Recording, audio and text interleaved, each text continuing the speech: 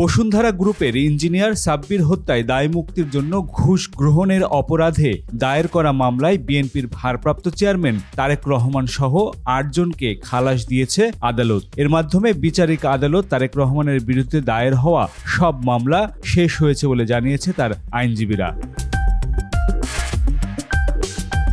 বৃহস্পতিবার ঢাকার বিশেষ জজ ৩-এর বিচারক আবু তাহের এই রায় ঘোষণা করেন।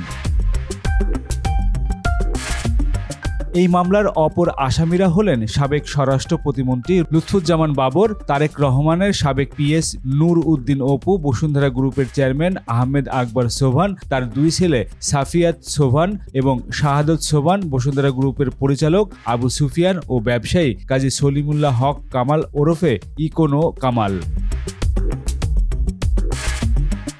তারেক রহমানের পক্ষে আইনজীবী মাসুদ আহমেদ তালুকদার বলেন, ঢাকার বিশেষ জজ ৩-এর বিচারক বসুন্ধরা গ্রুপের ইঞ্জিনিয়ার সাব্বির হত্যা মামলার রায় ঘোষণা করেছেন। রায়ে তিনি বলেছেন, এটি একটি হোপলেস মামলা, অন্যায়ভাবে এই মামলা সাজানো হয়েছিল। তখনকার সময় কারো অন্যায় ইচ্ছা অভিলাষ পূরণের জন্য এই মামলা হয়েছে। প্রসিকিউশন এই মামলার প্রমাণ করতে ব্যর্থ হয়েছে। ১/১১ মঈন-ই আহমেদের সময় রাজনীতিবিদদের বিভাজিত করার চেষ্টা হয়েছে।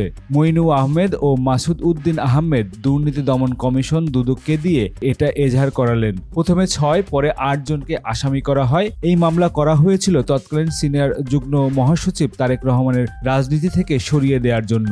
মামলায় তার বিরুদ্ধে কোনো সাক্ষী ছিল না। জৈনক আলমগীর নামে একটা লোককে তারা ম্যাজিস্ট্রেটের সামনে হাজির করে জবানবন্দি দিয়েছিল। সেখানে তারেক রহমানের নাম উল্লেখ করা হয়। পরবর্তীতে আলমগীরের আর কোনো হদিস পাওয়া যায়নি। এই মামলায় আদালতে ১৫ জন সাক্ষ্য দিয়েছে। সেখানে তারেক রহমানের ব্যাপারে তারা একটা শব্দও বলেনি। তিনি আরও বলেন, এই মামলার মাধ্যমে তারেক রহমানের বিরুদ্ধে বিচারিক আদালত সকল মামলা শেষ হয়েছে, তার আর কোনো মামলা নেই। বিএনপির আইনজীবী বোরহান উদ্দিন জানান, আসামিদের বিপক্ষে কোনো সাক্ষ্য প্রমাণ উপস্থাপন করতে পারেনি দুদক। তার বিরুদ্ধে দেশে আর কোনো মামলা নেই, ফলে ওনার দেশে ফিরে রাজনীতি করতেও আর কোনো বাধা নেই।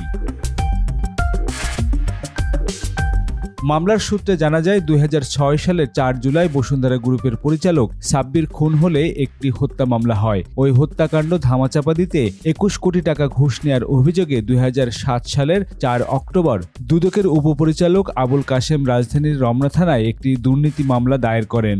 মামলায় বিএনপির ভাইস চেয়ারম্যান তারেক রহমান সহ ৬ জনকে আসামি করা হয়। তবে ২০০৮ সালের ২৩ এপ্রিল তারেক রহমান সহ ৮ আসামির বিরুদ্ধে আদালতে অভিযোগপত্র দেয় দুদক।